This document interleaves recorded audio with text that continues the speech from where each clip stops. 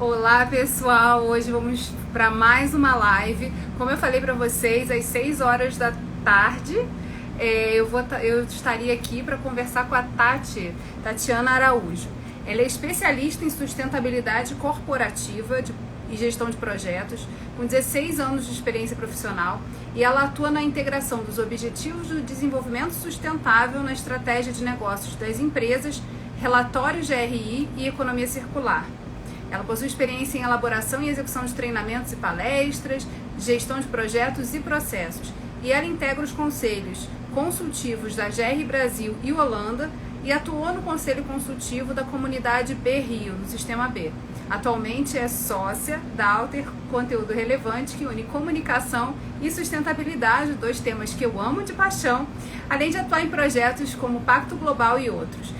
E trabalhou também no Conselho Empresarial Brasileiro de Desenvolvimento Sustentável. Foi lá que a gente se conheceu em grandes consultorias. Vou chamar a Tati aqui para a gente começar o nosso bate-papo.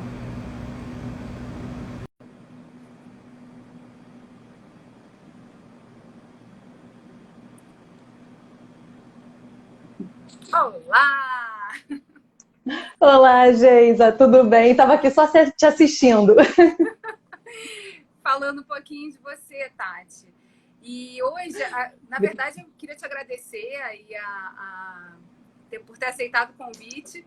Semana passada, com o anúncio dessa semana de feriado aqui no Rio de Janeiro para conter a pandemia, eu achei que era a hora de a gente colocar de pé o projeto, recolocar de pé o projeto Mulheres Sustentáveis. E eu já tinha feito esse convite para você anteriormente e a gente conseguiu achar um espacinho aí na agenda, então muito feliz de você estar aqui. Ah, verdade. Obrigada, Geisa. Muito obrigada pelo convite. Eu já tinha adorado a ideia do projeto, né, a proposta. Eu assisti alguns que você já fez com outras mulheres sustentáveis. Então, prazer estar aqui hoje para bater esse papo contigo.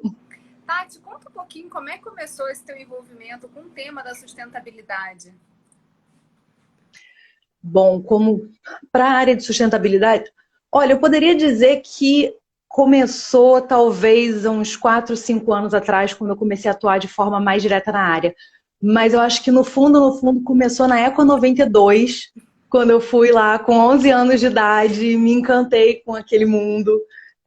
Talvez foi isso que me levou a fazer biologia. Eu sou bióloga, ecóloga, trabalhei por anos na área de meio ambiente e acabei depois migrando para a sustentabilidade, entendendo que enquanto eu trabalhava na questão ambiental, eu estava muito ligada à questão de atendimento legal. E aí a gente começa a enxergar que a gente pode ir muito além do atendimento legal, né? A gente pode fazer a diferença. E foi quando eu migrei para a sustentabilidade, uns 5 anos mais ou menos atrás. E nessa trajetória você já teve oportunidade de conectar com outros países, de ver outras experiências, de principalmente trazer essa temática para as empresas. Na sua visão, como é que está hoje esse quadro, né? A gente vem ver crescendo essa questão do ESG e é um ponto importante, né, para a gente trazer as empresas para essa agenda da sustentabilidade. Mas como se dá essa dinâmica e como é que acontece também a parceria entre as instituições para fortalecer essa agenda junto às empresas e às indústrias? Tá. Bom, o tema de ESG, ele já, como você falou, né, ele está muito mais forte ultimamente e talvez em função do momento da pandemia foi o momento que ele ganhou mais força. E não só em relação à questão da pandemia, mas no momento que esse tema ele se uniu ao setor financeiro. Então, as pessoas começaram a entender, o mercado financeiro começou a entender qual a relação entre os aspectos ambientais, sociais e de governança com os riscos reais para a empresa. Então, realmente ajudou a dar esse start. E como é que isso chega para a gente, né? Essa onda, digamos assim, chega para a gente? Geralmente, os países, Europa, Estados Unidos, já são países que estão investindo muito na agenda e começam a cobrar isso, tanto da sua cadeia de fornecedores, tanto como os investidores.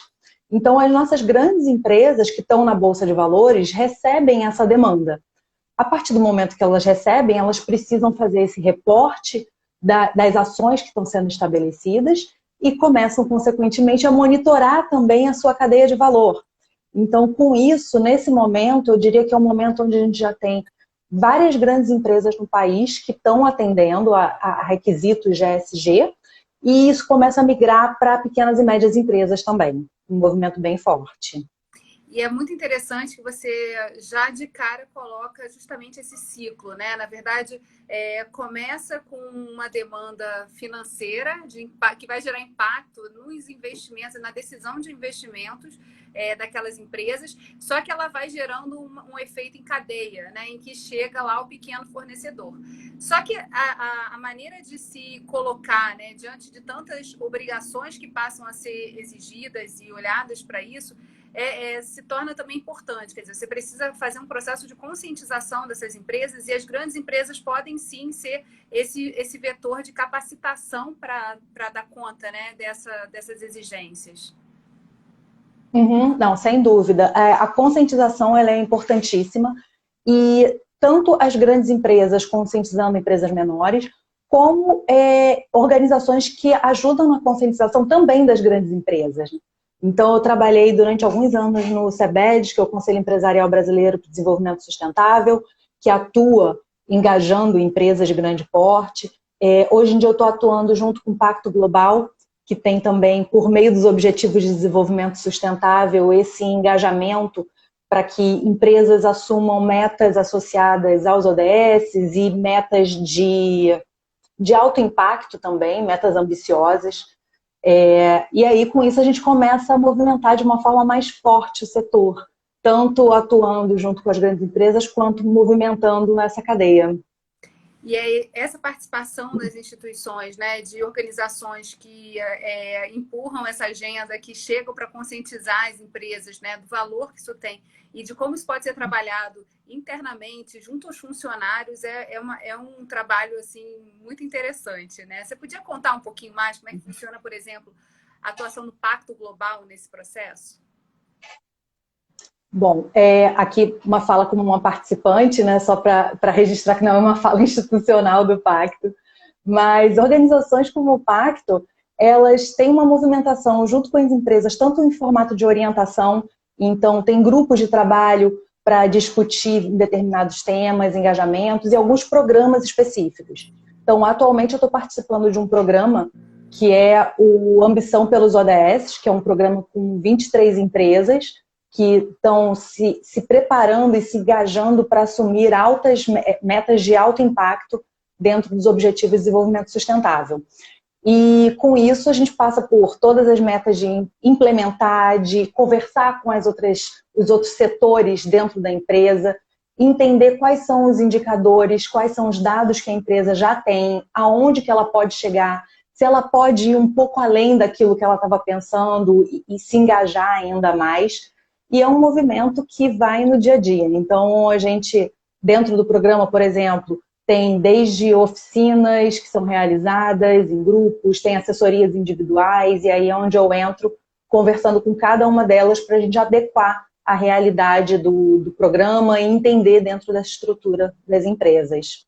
E essa sistematização é fundamental, né? Porque muitas vezes as empresas já têm metodologias que incluem a questão da sustentabilidade, mas não tem isso no nível da consciência, né? Não sabem que são fatores que vão valorizá-la para o público externo.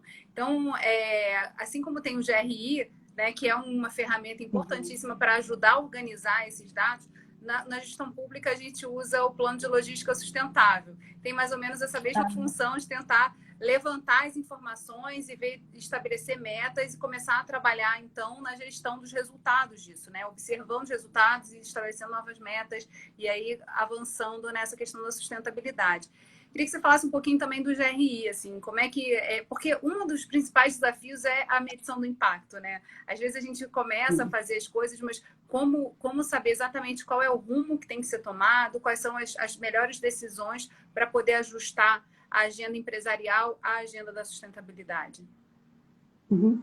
Bom, o Pacto é uma organização que sem fins lucrativos, multi-stakeholder, e é importante colocar isso, que ela é multi-stakeholder, porque é uma organização que escuta diversos profissionais nos setores, tanto setor privado, terceiro setor, no caso, sociedade civil e setor governamental e de diversos países, para conseguir estabelecer esses parâmetros de medição de uma forma global. Então, eu faço parte do Conselho de Stakeholders da GRI na Holanda, que é a sede, e faço parte do Conselho Consultivo aqui no Brasil também. E, assim, a GRI estabelece padrões e, basicamente, é uma das metodologias mais utilizadas para relato no mundo todo. E por que isso é tão importante, né, como você colocou? Além da empresa, é claro que a empresa, quando ela faz, ela quer também comunicar.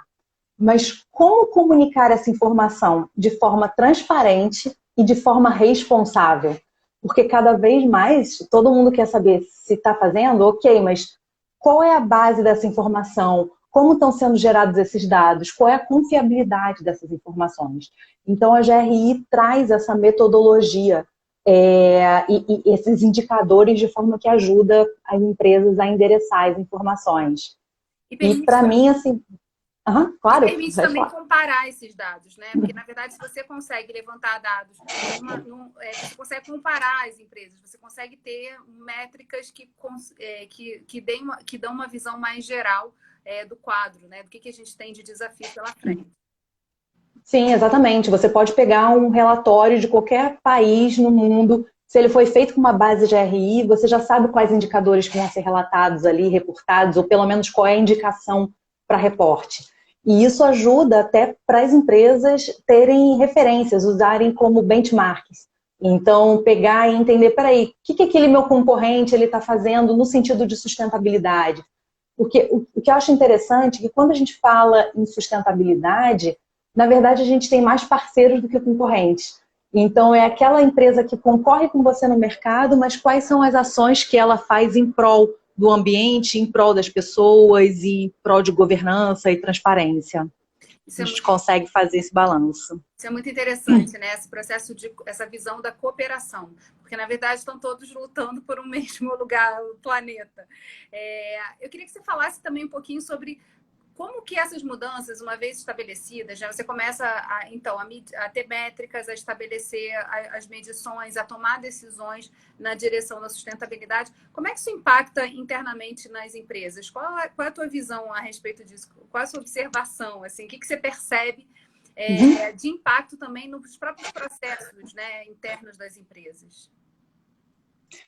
Bom, você tem duas formas de fazer o relato, né? Você tem a forma não recomendada, que é simplesmente contar para os outros, e a outra é usar esse momento, que é o ideal, você usar esse momento de análise, de preparação do relatório, como uma análise crítica do seu processo.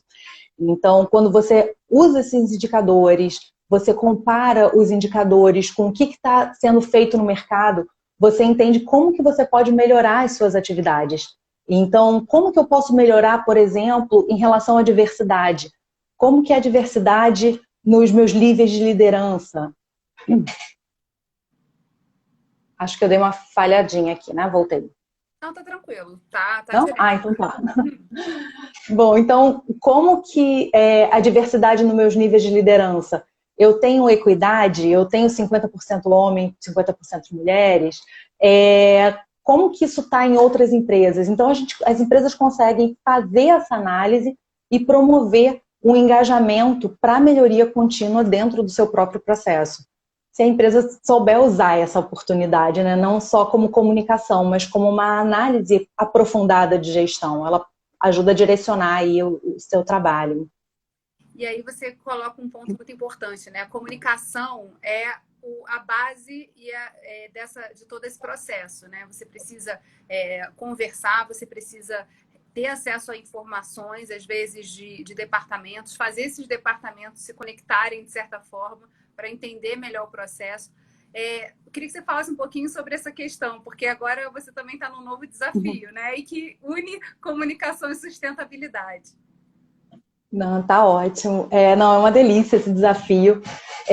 Eu tenho atuado hoje em dia com algumas parcerias e a mais especial agora foi a entrada, então, como sócia da Alter Conteúdo Relevante, que é uma empresa já com profissionais super qualificados que eu admiro, como a Kelly Lima, que você conhece, o Edu, a Fabiola, o Matheus, são profissionais que já são jornalistas. E é engraçado que uma coisa que a gente estava pensando, o que uma bióloga faz nesse meio, né, de comunicação? E, na verdade, essa proposta foi uma união por propósito. Então, existe um propósito aí de comunicar a ESG, comunicar sustentabilidade de uma forma que seja responsável, de uma forma customizada para cada um. E aí eu entro com esse conhecimento de base técnica de sustentabilidade junto com uma equipe que comunica como ninguém. Então, me dá uma tranquilidade também de saber que são pessoas super responsáveis na comunicação, que sabem a responsabilidade da transparência nesse processo, e a gente consegue fazer trabalhos incríveis juntos, como, por exemplo, o trabalho de relatório de sustentabilidade, porque tem toda uma parte técnica que existe fazendo a análise de materialidade da empresa. Então, quais são os temas relevantes, mais importantes para aquela empresa? Quais são os indicadores que aquela empresa utiliza? Tem toda essa parte técnica, só que na hora de contar, se for eu, Tatiana, contando, eu vou usar todos os meus termos técnicos que ninguém vai entender. Então, geralmente nesses trabalhos, você tem uma equipe de jornalistas que vai traduzir aquela informação com base técnica na linguagem que todas as partes interessadas possam entender, que esse é o objetivo quando a gente fala em comunicar, né? Não adianta só a gente divulgar, mas a gente tem que saber qual o público que a gente quer atingir. Então, se é o público dentro das empresas, se é o público externo, se é a comunidade, se são os investidores, tudo isso a gente consegue adequar nesse conteúdo. E é um processo de ensinar a contar histórias, né? Quer dizer, de trabalhar também essa narrativa voltada à sustentabilidade, que interessa a todos os públicos, mas também precisa chegar de formas diferentes. Em alguns vai ser a certificação que chega na frente, em outros vão ser matérias impressas no jornal, em outros vão ser as mídias sociais aí também, que tem um papel super importante. E você, assim, já tem essa veia, né? Quer dizer, já trabalhou muito com a questão de estar em lugares em que você também leva informação a esses públicos. Então, ajuda também nesse processo, né? Não, com certeza. E é até engraçado, porque a gente brinca, são pessoas que trabalham com comunicação, mas a maioria não gosta de estar à frente das câmeras. Então, a Kelly brinca, fala, Tati, vai lá, você vai falar então, você... Então tá bom, então a gente negocia, a gente passa, o importante é passar a mensagem. E cada um faz essa passagem de mensagem da forma que se sente mais confortável. E com essa união, digamos assim, a gente consegue abrir um leque de diversas frentes. Então, tanto em conversas numa live, conversas virtuais, como uma passagem de um texto muito bem redigido, artigos em mídias importantes, a gente consegue abarcar todas essas frentes.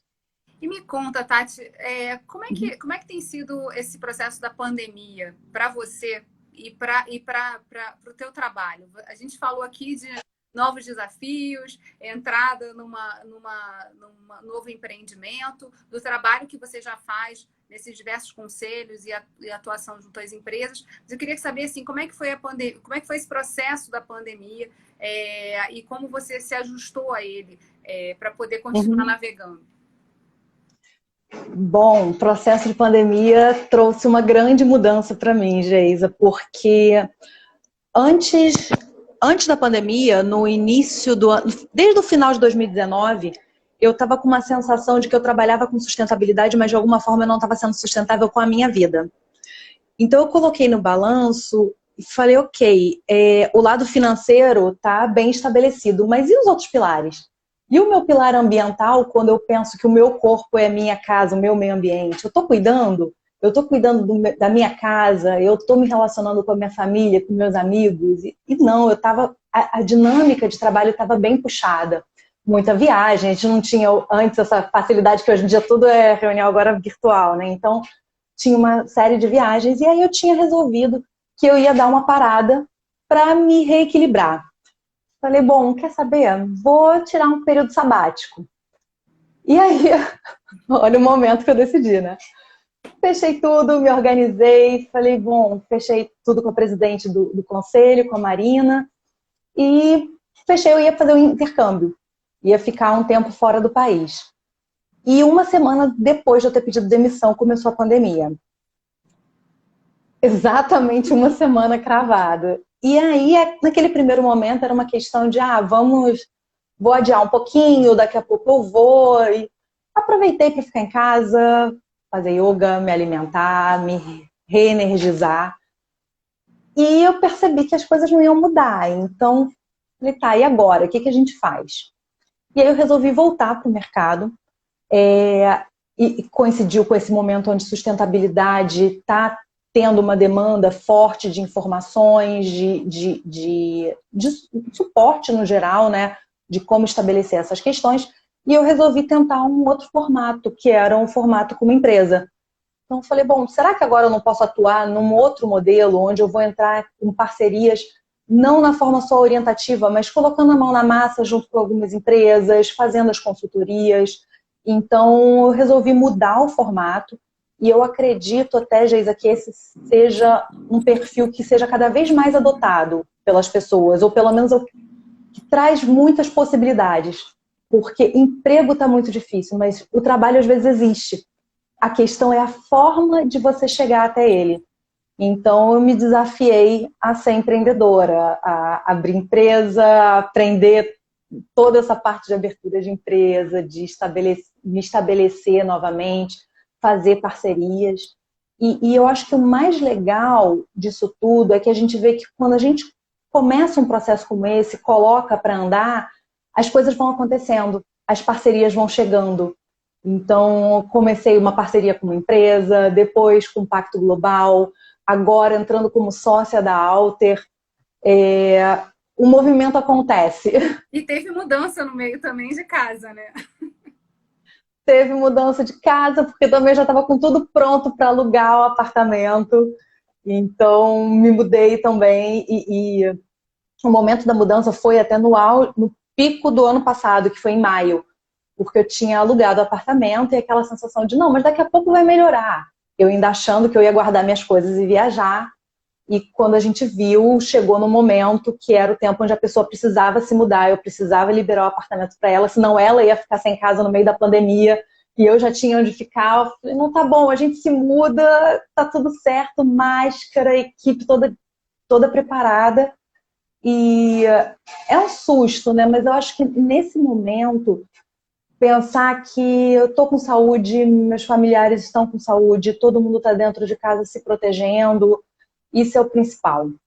Com isso a gente vai ajustando. E tem uma coisa interessante, né? Quem já estava nessa agenda da sustentabilidade no pré-pandemia, a gente sabia que alguma coisa ia acontecer. A gente já falava da insustentabilidade dos processos, a gente já via determinadas coisas chegando ao seu limite ali. Só que você já tinha muito das tendências e ferramentas sendo experimentadas de certa forma, mas era sempre algo que viria num futuro, né? Tipo, daqui a uns anos, né? A gente falava da Agenda 2030 como uma coisa que, daqui a 2030, tem 10 anos, tem 15 anos, tem muitos anos. Já tá ali, né? E aí, de repente, assim, a pandemia fez tudo parar, fez o mundo parar, gerou, assim, acho que um choque geral. E aí a gente começa a perceber assim, não, agora tem um espaço aí também para essa agenda entrar com mais força. Eu não sei se essa sensação é a mesma que você tem, mas assim, eu percebo, de fato, falando em termos profissionais, quanto esse espaço, ele é um espaço para a gente explorar, né? Porque há uma necessidade das empresas se conectarem, há uma necessidade dos processos serem revistos, e a gente tem que começar, quer dizer, a gente está na década da ação também, né? Falta só 10 anos para chegar lá. Com certeza, eu acho que a pandemia ela trouxe uma sensação de urgência muito grande. E não só de urgência, mas de propósito. Existem até números, por exemplo, de pessoas que começaram a cortar a carne vermelha na alimentação durante a pandemia. As pessoas, eu acho que o fato de ficar mais em casa, a gente começou, quer dizer, não a gente que já é da área, né, mas as pessoas começaram a se dar conta mais da quantidade de resíduo que é gerado. Porque quando ele é gerado na rua, você está no restaurante, você não está vendo aquela produção. Quando você está na sua casa fazendo a compra dos alimentos, desembalando e cozinhando dentro de casa, você começa a ver que a quantidade de resíduo que a gente gera é enorme. Então, eu acho que essas questões começaram a levantar um debate na sociedade de uma forma geral, uma preocupação de como contribuir, o que eu posso fazer para ser melhor para o mundo. E isso entra de duas formas, né, nas empresas. Entra tanto pela questão das cobranças de investidores, da sociedade, assim como os próprios funcionários, eles começam a se sentir mais pertencentes das organizações ou mais associados a essas organizações que têm um propósito alinhado. Então, hoje em dia, por exemplo, até o RH fala sobre isso, que você ter essas ações de propósito aumentam o engajamento da sua equipe, diminuem rotatividade, porque cada vez mais as pessoas estão buscando se aliar a empresas, a ações, a questões que vão deixar algum legado no mundo, ou pelo menos vão reduzir, mitigar as suas ações negativas, né? Exatamente. Exatamente. Renato colocou ali, propósito. E essa questão, né, de como a gente une essas pontas e como o que a gente passa a consumir também precisa falar a mesma língua, eu acho que também desperta assim, a responsabilidade, né, com o processo como um todo. Agora, há muitos desafios aí nessa questão do rastreamento, né? A gente ainda não tem sistemas governamentais, não governamentais, assim, estruturados para conseguir avaliar todo esse processo, né? Você ainda tem muita coisa a ser implementada para que você consiga ter clareza sobre e controle também sobre todo o processo, junto, por exemplo, a fornecedores. Como que essas instituições hoje trabalham isso, né? Como que um relatório como, por exemplo, o GRI analisa e avalia isso, ou abre essa necessidade, né, do que ser feito? Olha, nesse ponto eu não traria nem o relatório GRI. Eu acho que tem uma outra linha que é interessante nessa conversa de como trabalhar endereçar esses novos desafios, que é a parte de inovação, que está cada vez mais forte conversando com sustentabilidade. Então, várias empresas, elas têm, e isso acaba sendo uma grande oportunidade para startups, por exemplo, porque no momento que a gente tem grandes empresas tentando endereçar questões de sustentabilidade e a gente não tem uma tecnologia para isso, o caminho são inovações. Então, muitas vezes vai vir uma startup com uma solução, por exemplo, de rastreabilidade, que vai se unir a essa grande empresa e vai trazer a solução. E hoje em dia, assim, existem alguns caminhos, né? As empresas, elas têm feito hackathons ou chamadas onde elas expõem aquele problema. Então, como você deu o exemplo de uma rastreabilidade, por exemplo, de produto, e coloquei aí, quem tem soluções para me trazer? E promove aquela disputa de pequenas startups que vão trazer e vão receber um financiamento para alavancar a ideia. E tem alguns fomentos também. Eu cheguei a trabalhar na Firjan um tempo com um fomento chamado Embrapi, que é um fomento governamental de inovação para, dependendo do lugar, pode ser associado à sustentabilidade, dependendo do instituto que recebe aquele fomento. Então, existem caminhos aí que associam sustentabilidade com inovação e eu acredito que vai ser uma duplinha boa para ajudar a gente a endereçar esses problemas que hoje em dia a gente não tem solução ainda, né? E justamente porque viabilizam aí o nascimento de novos empreendimentos, né? A gente está falando aí da oportunidade de uma grande empresa investir numa solução que ela vai usar, né? Que ela já tem ali o mercado garantido aquela solução e ela pode testar aquilo e aquilo virar uma solução que possa ser entregue para outras empresas, né? Então tem toda uma oportunidade aí também de geração a partir da inovação de processos mais sustentáveis. Com certeza. E assim, o interessante é as empresas que começam a se engajar nesse processo, elas acabam sendo pioneiras no movimento. Então, ainda que... É claro que em alguns casos, por exemplo, uma inovação, uma nova tecnologia vai estar protegida em função de lucro, mas na maioria dos casos, quando isso está associado à sustentabilidade, aquela empresa ela ganha um diferencial por ela estar abrindo uma linha no mercado, por ela estar à frente, puxando o movimento, e depois a gente consegue alavancar outras empresas dentro do processo. Mas acho que cada vez mais é interessante a gente convocar que as empresas sejam aí pioneiras no processo, né? Sejam essas que vão começar a desbravar o movimento. Não é um movimento que uma parte só consiga levar, trazer soluções, né? Não é só o governo, não é só a sociedade, não são apenas as empresas, eles têm que trabalhar juntos, integrados e dialogando permanentemente, né? Eu acho que nesse ponto a gente falou de comunicação, o diálogo é fundamental. Reconectar essas partes, né? Entender qual é a função de cada um nesse processo, eu acho que se torna aí um imperativo para que a gente possa trazer sustentabilidade para toda a cadeia, para todo o processo. E aí também comece a perceber as mudanças que isso gera, né? Porque a gente fala aí muitas vezes de substituição de produto, de uma logística reversa mais organizada. E aí como que isso também pode impactar nas comunidades, né? Que estão ali no entorno das empresas e que podem também gerar soluções para aqueles resíduos ou para outras coisas que surjam aí nesse processo. Nessa agenda de resíduo, existe um mundo, né? Quando a gente pensa, e hoje em dia até o pensamento está vindo além até da questão da logística reversa, mas a gente começa a pensar em economia circular.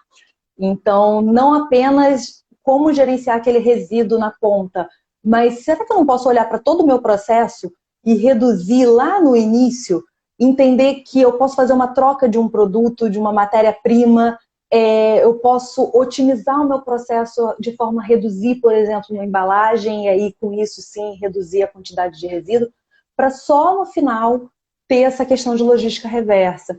E hoje em dia uma questão que eu tenho visto, Geisa, até em função da dificuldade da implementação de forma integral da Política Nacional de Resíduos Sólidos, porque ela depende muito dos municípios, né? É uma lei nacional, mas que a operacionalização dela é em nível de município.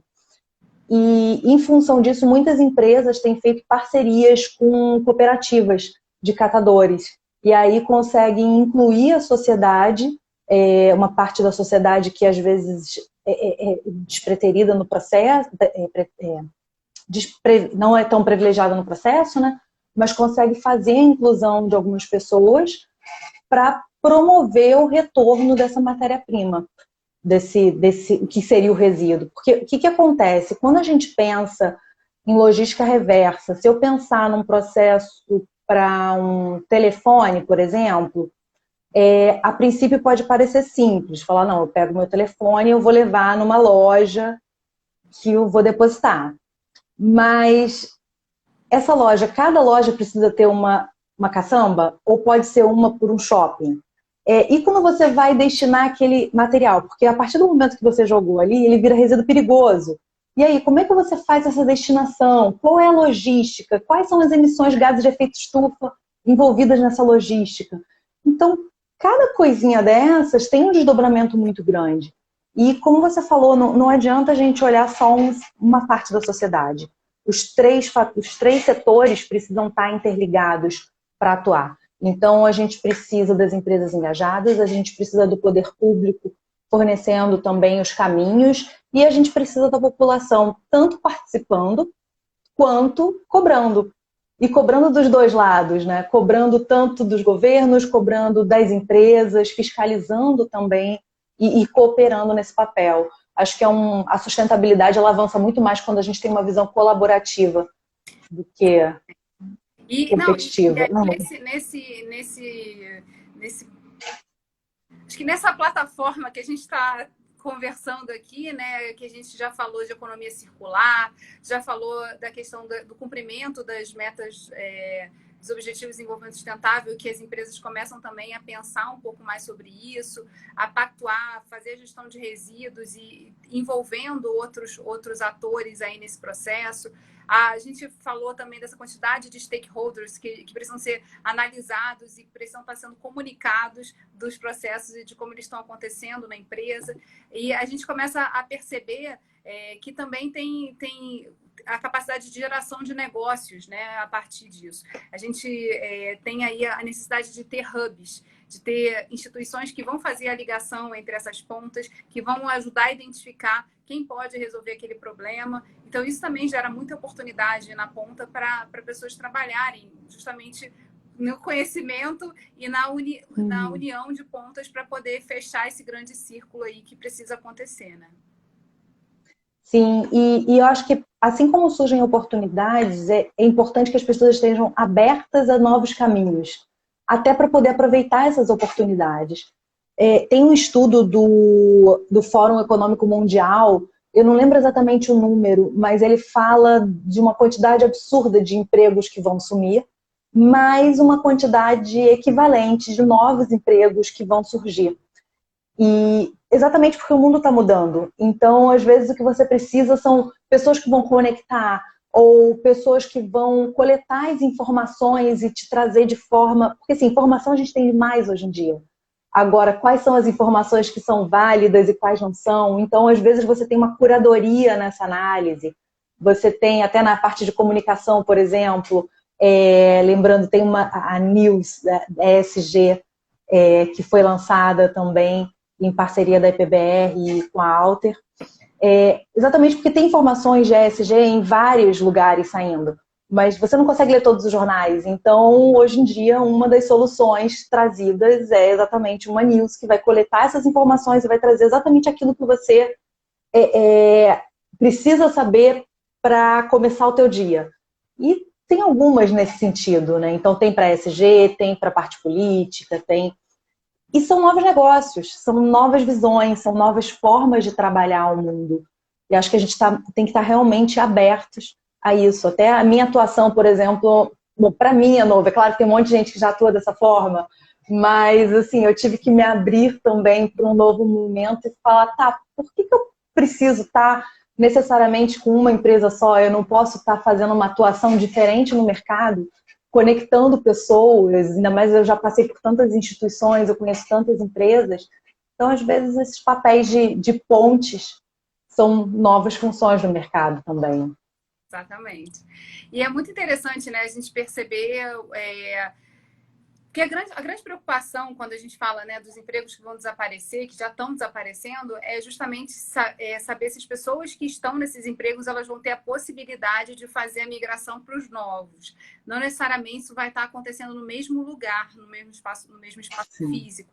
Mas a gente hoje, com a questão da digitalização dos processos e próprio mundo que a gente foi obrigado aí a conhecer, a se conectar, que é o da internet, das reuniões online, etc. e tal, também fez com que muita gente se visse diante do desafio de pegar algo que estava ali, completamente novo, inexplorado, e fazer daquilo um instrumento para dar continuidade ao seu trabalho. Então, assim, a gente também percebe nesse processo que há um tempo de aprendizado, hoje muito mais acelerado também por essas tecnologias. E que é possível a gente pensar que, sim, pode ser que muitos empregos sumam em determinados lugares, mas tem a possibilidade, a partir do momento que a gente consegue treinar, pegar as competências que as pessoas já reúnem para poder direcionar para essas oportunidades que estão surgindo. Não, acho que você colocou um ponto super importante, Geisa, que assim, a gente consegue olhar também por dois lados, né? A gente tem o lado, os ganhos, o ônus e o bônus, né, desse processo. Como bônus, digamos assim, você consegue adaptar também até para novos formatos. Por exemplo, eu estou no Rio e eu estou fazendo um processo onde eu atuo com empresas de vários cantos do Brasil. E eu faço uma reunião seguida da outra. Então, uma hora eu estou no Rio, daqui a pouco eu estou em São Paulo, na outra eu estou no Ceará, entre aspas, né, fazendo as reuniões. Isso possibilitou novos formatos de trabalho. Mas, por um outro lado,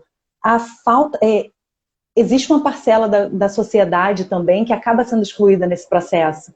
Então, acho que nesse ponto vem essa visão forte também do poder público de talvez ver como acolher e como reduzir essa desigualdade, né? Então, como que, por exemplo, essas pessoas podem ter acesso a uma internet, acesso a computadores, para entrarem nesse mundo, senão cada vez mais a gente vai aumentar essas diferenças. Isso é um ponto bem delicado. As demandas da própria pandemia mostraram, né,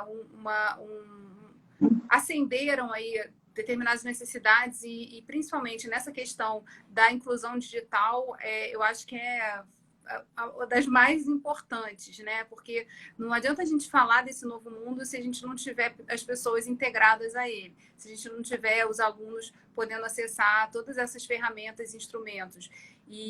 Mas é muito interessante também que a gente consegue perceber, né? Com a aceleração dos processos de ensino, como que houve uma migração, né, dos encontros presenciais para os virtuais e como determinadas questões como logística, né, transporte das pessoas, o que se gastava com isso pode ser destinado, então, a, por exemplo, ter um chip do celular para a pessoa poder de casa acessar aquele conhecimento e poder atuar. Então, assim, é importante também a gente estar de olho nas oportunidades que surgem da própria criatividade humana, que ao perceber o problema, ela busca formas de solucionar, né, de reajustar as fontes de custo e também investir no que é necessário para colocar de pé aquela solução que a gente precisa para o momento.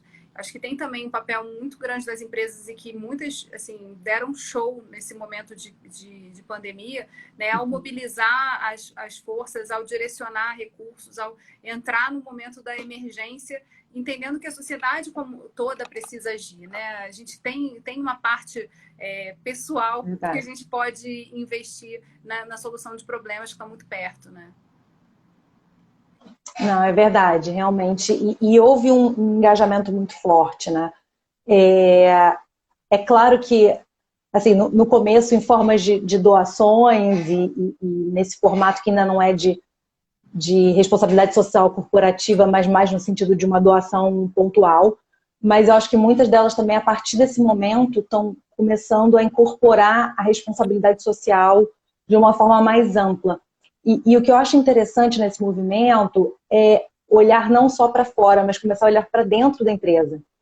Existia uma tendência muito grande na responsabilidade social de olhar, claro, a gente tem que olhar a comunidade, tem que olhar o entorno, só que muitas empresas esqueciam dos próprios funcionários dentro dela nesse movimento. Então, você olhava mais para fora do que para dentro.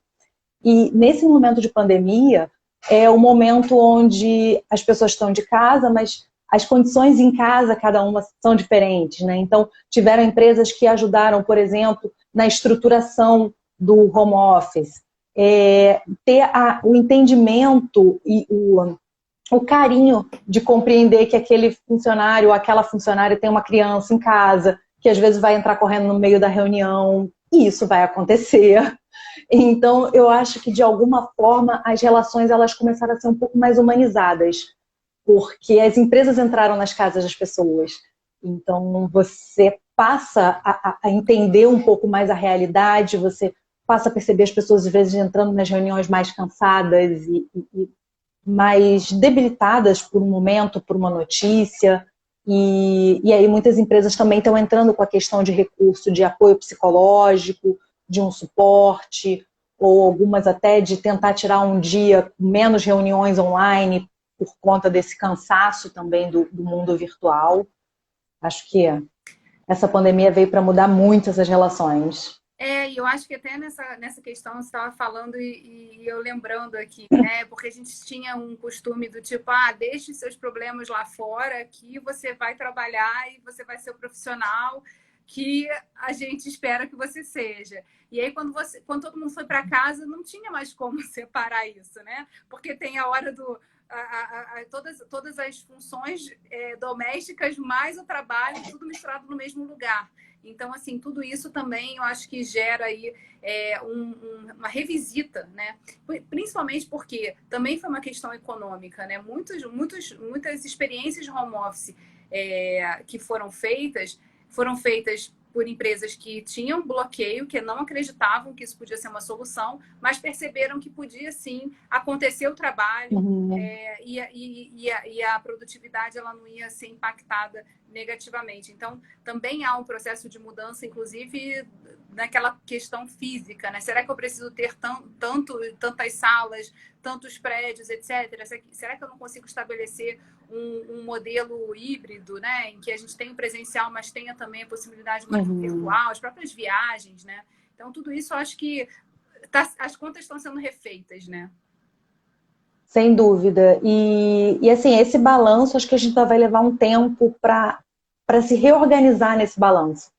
Porque, por exemplo, ao mesmo tempo que às vezes você tem uma economia com locais de sala, de reduzir, às vezes algumas empresas já estão declarando que vão continuar como home office depois, independente da pandemia.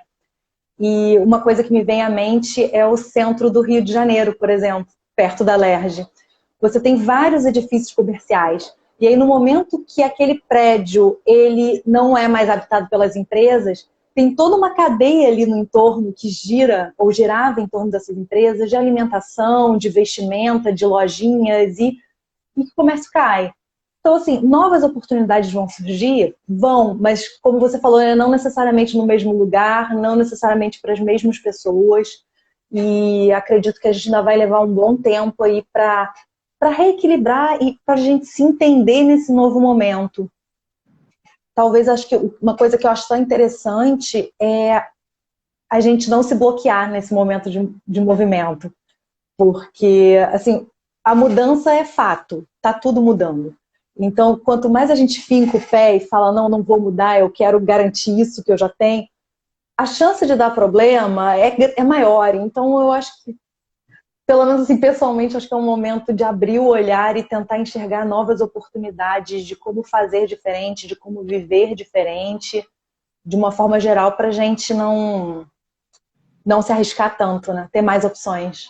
Eu acho que é isso, Tati. Foi muito bacana, assim, a gente se encontrar aqui, ainda que seja assim, publicamente também, mas, assim, a gente se encontrar para refletir sobre esse momento, né? A pandemia, acho que ela ainda vai ter impactos muito grandes aí por esse ano. A gente não tá longe de acabar e as consequências dela também estão longe de poderem ser cravadas. Agora é assim.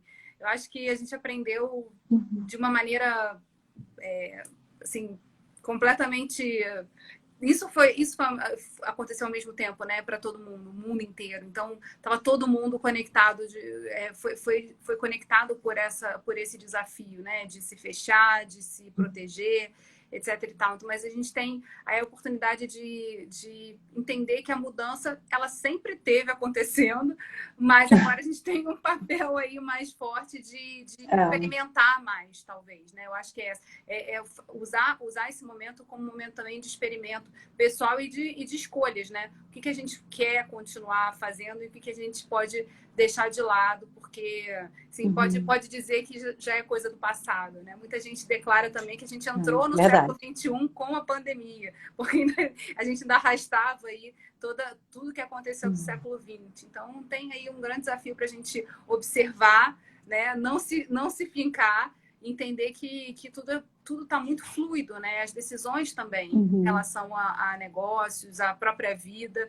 A gente não sabe muito bem o que vai ser amanhã. Então, vamos viver um dia de cada vez e observar. E está ali aberto. Acho que essa tua mensagem assim, muito importante, né? Está aberto ao que está vindo e entendendo que são questões que a gente, refletindo, pode aproveitar esse momento para ser um momento bacana também, né? A gente poder pensar mais para frente o quanto parar a humanidade nos deixa mais humanos também, né?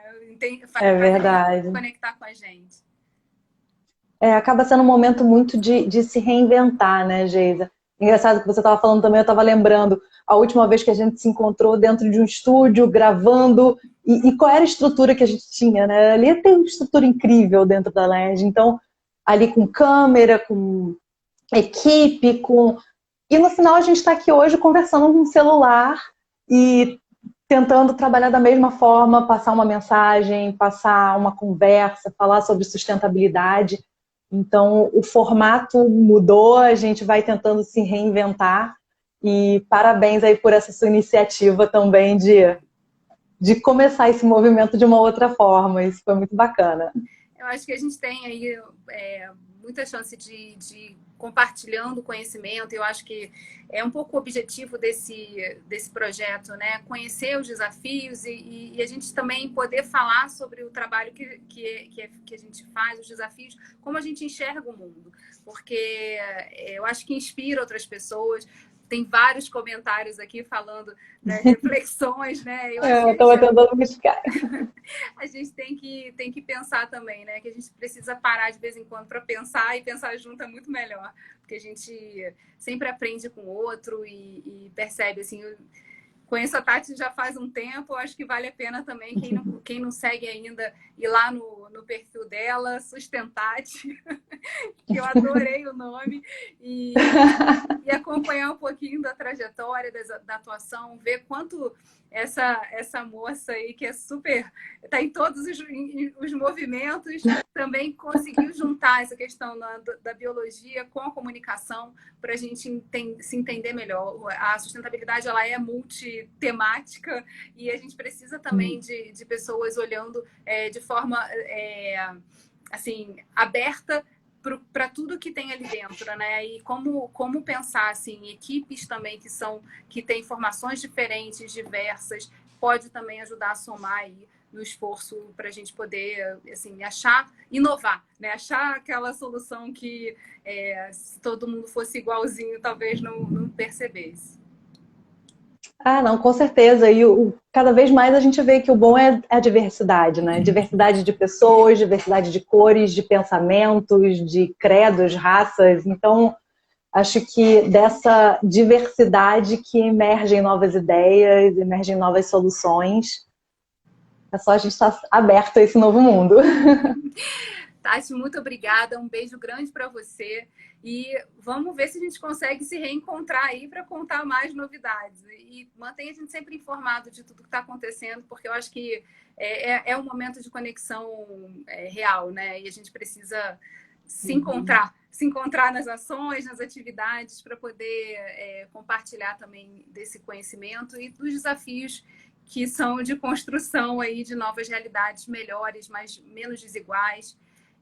Mais equilibradas. Eu acho também que você falou um ponto importante, né, em que a saúde mental seja algo considerado, né, no dia a dia e no trabalho. Quanto o trabalho pode fazer a gente se encontrar, se conhecer, como também pode fazer adoecer. E aí esse equilíbrio é muito fundamental no que a gente está buscando aí de novas perspectivas. Como a gente começou a conversa, né? A sustentabilidade não só nas empresas, no governo, mas nas pessoas, né? Na nossa vida. Tentar equilibrar, eu acho que foi o movimento que eu comecei durante esse processo de pandemia e que eu busco agora levar, que é trabalhar esse tripé de equilíbrio. Então, cuidar de saúde, cuidar de trabalho, cuidar de amigos, de uma forma que seja harmônica. Porque sempre se a gente pesa muito para um lado, em algum momento cai, exatamente. Não adianta você só pensar no trabalho se você não tiver com uma saúde em dia, se não tiver com saúde mental, se você não tiver com relações bacanas no seu entorno. Então, acho que esse equilíbrio só traz coisas boas pra gente, só favorece esse nosso movimento de crescimento. Beijo grande para você. Adorei. Beijo, Geisa. Galera, quem teve a oportunidade de assistir aqui, tem a setinha aqui embaixo. Vocês podem compartilhar essa conversa com mais pessoas, fazer chegar essas mensagens do que a gente trocou aqui.